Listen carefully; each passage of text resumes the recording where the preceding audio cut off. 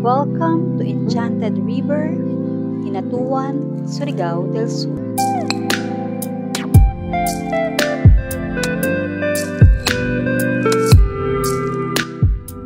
And Sibadan Fish Cage Resort.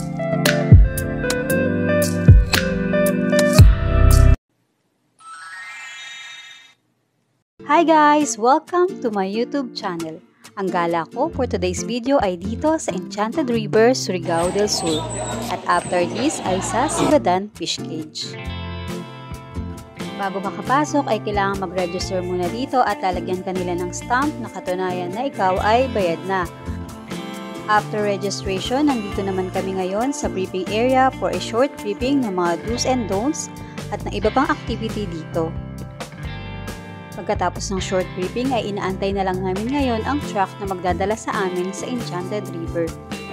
Meron nga pala sila dito souvenir shops kung saan makakabili ka ng mga pasalubong at ng souvenir items.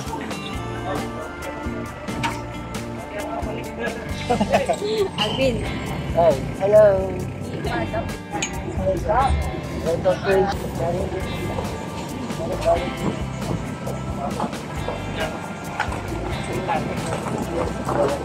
Nasa 5 minutes drive lang from the registration area para marating ang river.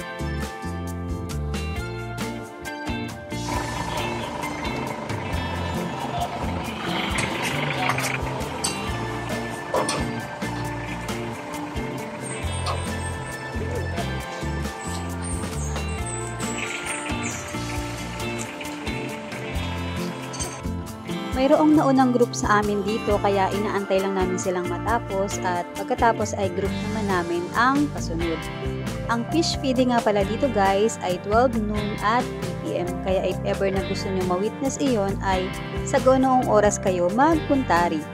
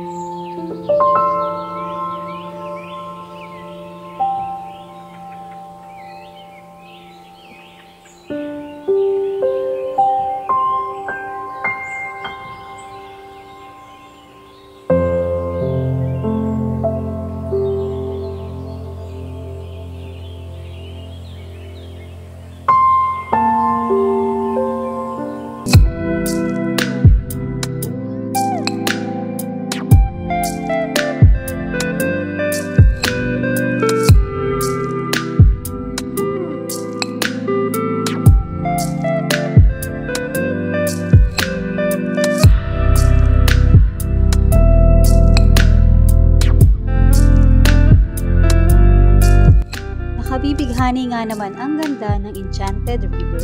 Kaya if di ka pa nakakapunta dito, ito na yung sign. Pasyal ka na sa isa sa sikat na tourist spot ng Surigao del Sur.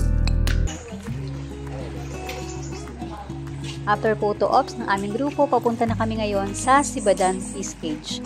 Dito sa Enchanted River ang daan para makarating doon.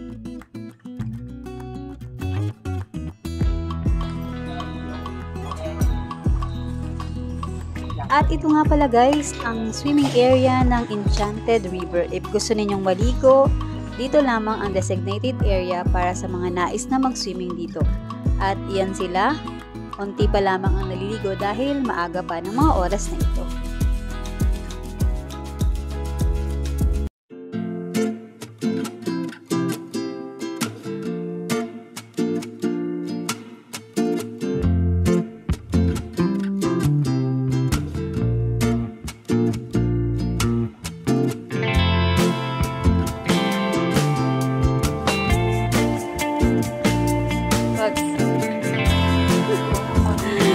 Hi vlog!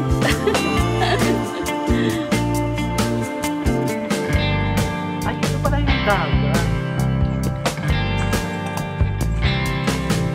Ganda.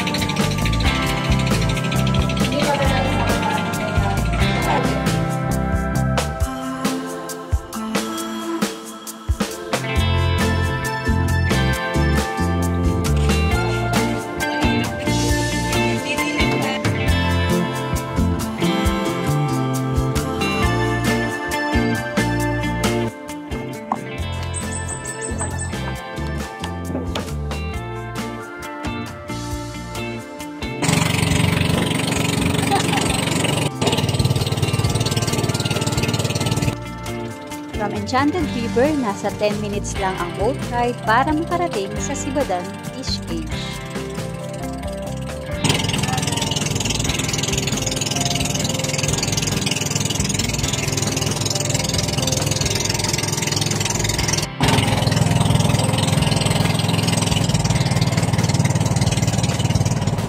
We've just arrived at the Sibadan Fish Cage.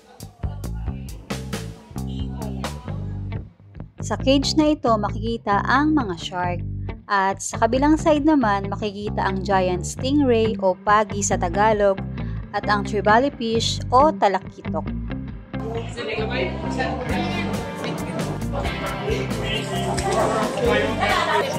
That's Spring, isa sa mga kasama ko sa tour na ito.